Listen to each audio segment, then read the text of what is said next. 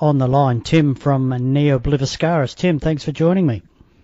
Thank you very much for having me. It's a great pleasure. Now, you've been in the band since 2003. Briefly describe the ride since then.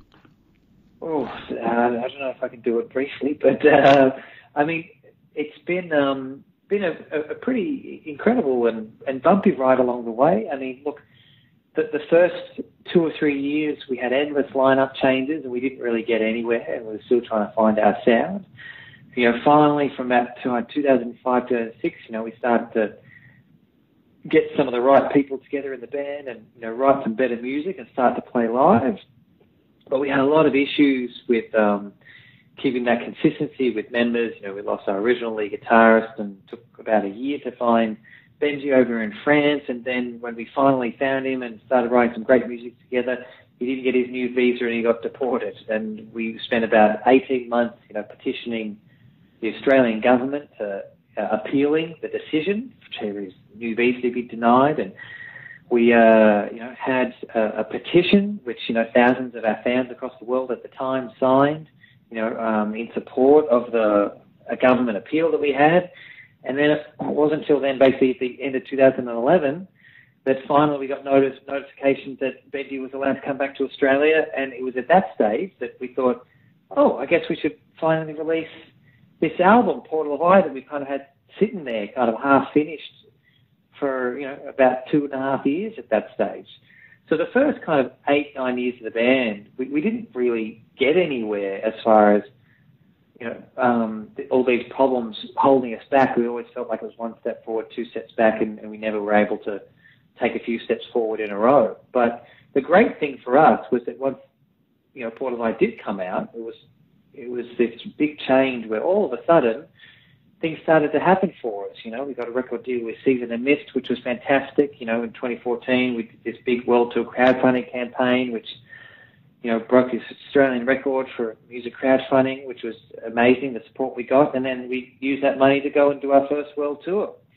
And then now, you fast forward to, 2019, and thanks to the Patreon campaign that we set up 3 years ago, we've spent most of the last 3 or 4 years just pretty much endlessly, seemingly, touring around the world and doing music with this band, which has just been such a pleasure, to have that progression from, just a little local band that was just endlessly going to break up until 2012. We just, so many times we talked about maybe we should just, give up because we're never getting anywhere, to now being in a position now, where we're able to do, some great shows all around the world and be in a position where we can do an Australian tour and bring, some of the bands that we love and that, we're great friends with, here along for the ride, to show them off and how amazing they are to our Australian fans as well.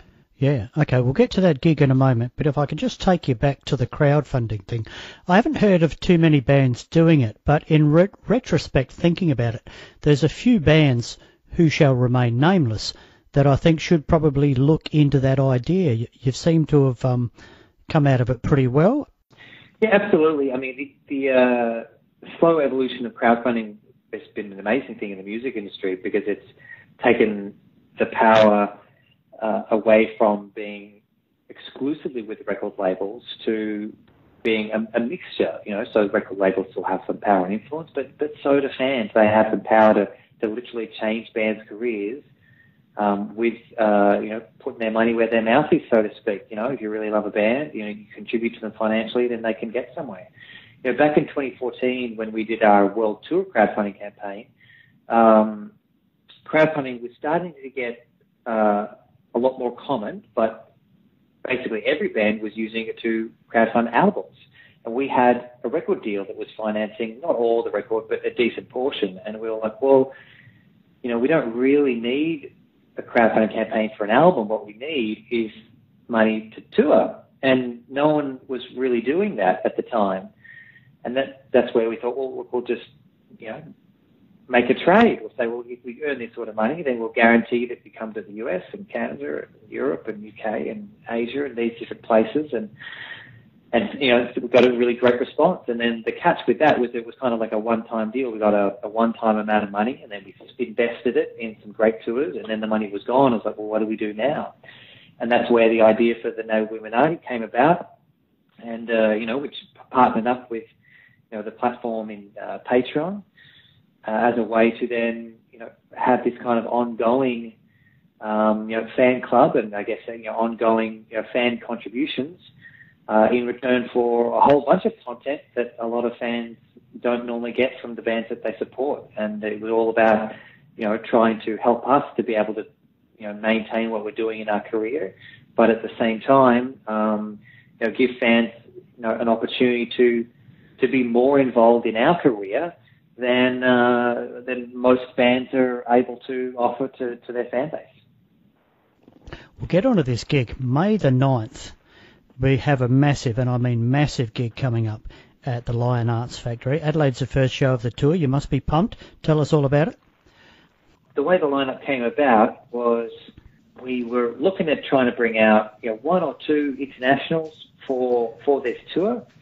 And we were also really liked the idea of touring with Calico's Horse. You know, I've been friends with them for years, huge fan of them. And we were talking about touring for a long time, but it's just never been the right timing. And we were talking to them, and they were really interested in doing the tour. And we thought, great, you know, maybe we could do them and, you know, someone else. Or, you know, we were also looking at someone like Rivers and Nile, and we were talking to them, and they were interested. And we thought, oh, well, maybe we could do those two together. And then about last September, we were in North America, and we were playing in San Francisco, and, you know, one of the guys from Allegiant came along to the show, and, you know, we've done about 60 shows with them all around the world, in North America and Europe, and he was like, oh, you know, when are you bringing us to Australia? Yeah, and we thought, well, that's a pretty good idea, actually, because we love the band. We'd love to, you know, give our Australian fans a chance to see how great Allegiant are live, and, you know, they've got a new album coming out in April, which is just absolutely phenomenal. It's the best thing they've ever done. And we thought, oh, we'll see, you know, we're trying to work out how to, you know, which bands to choose and which bands to fit in and all that sort of stuff. But, yeah, we'll keep you in mind for sure because, you know, we love those guys. And then a few days later, we were in Montreal, Canada, and we were hanging out with the whole band of Beyond Creation had come along to the show. And their new album was out the very next day. And they, you know, came along with a copy of the album to give us as a gift, and we were playing it on the bus. And we're all sitting there going, oh, geez, this album's absolutely amazing. Now, we brought them to Australia in 2014, and they were like, hey, when are you going to bring us back to Australia? We had so much fun last time. You should bring us back again. And we thought, oh, geez, that'd be good. And then we're thinking, well, how do we choose? How do we choose between all these different bands? And we thought, well, we probably can only do 3 and, you know, or maybe 4 total bands at the most. But we couldn't really decide. And so I started to think, well, look, this might be a bit crazy, guys, but look, I'll do a budget to see if there's any way humanly possible that we could just get all the bands that we like, all the bands that we're talking to. And, you know, and so we talked to the bands. It was like, well, this is what we can do, and do you want to come? And everyone was keen, and managed to do it at a ticket price that we thought was reasonable for you know, obviously such a massive bill.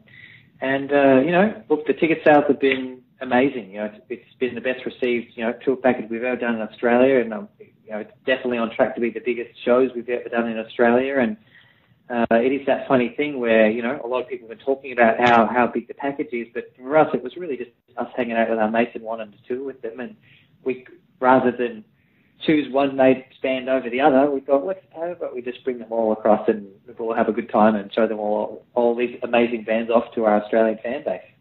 Sounds awesome. What are you doing at the moment? What are we doing in the lead up to these gigs? Well, the first thing we were doing was just trying to recover a little bit from the pretty hectic touring schedule we've had over the last 6 months, really. And now that we've kind of settled in back home, it's time to start writing for a new album. So that's been the focus.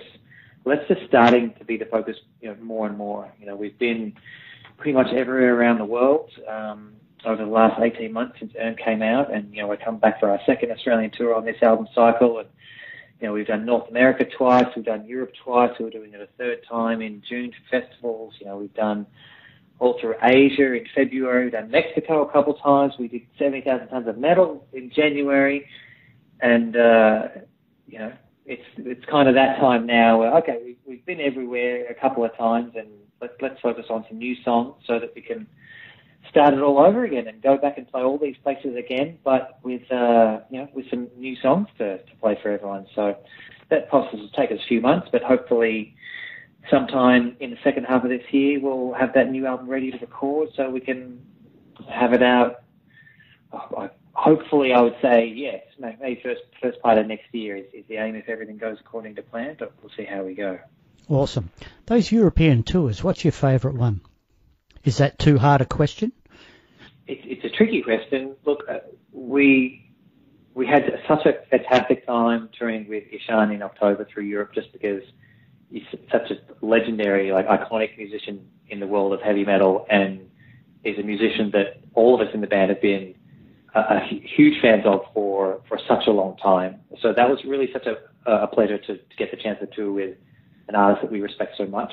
The same goes for when in 2016 we toured through Europe with Enslaved, because that was a band where they came out with their Isa album in about maybe 2003 or 4, and that had a huge impact on me. I'd never heard a band before mixing black metal and these really progressive elements.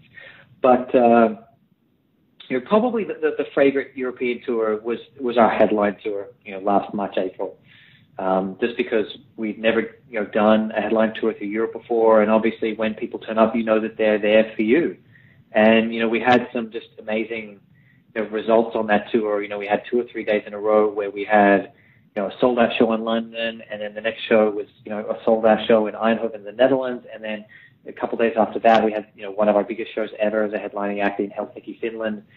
And all the crowds were, so much bigger than what we had done when we first started coming to Europe. And it really made us feel like we were getting somewhere, like we were really starting to make an impact on that scene, and made us really feel and have faith that we were on the way to becoming a big band in Europe, in the way that we are on the way in North America, and in the way that we, have been for a little while, a fairly big band in Australia. So just that excitement about doing that as a headline act, having people come along and selling out shows was definitely a pretty incredible experience. Tim from Ne Obliviscaris, thanks for joining me today. Good luck with everything coming up. We look forward to seeing you guys along with Caligula's Horse, Beyond Creation, Allegian and Rivers of Nile on May 9th at Lion Arts Factory. Thanks for taking the time. My pleasure. Thank you very much for having me.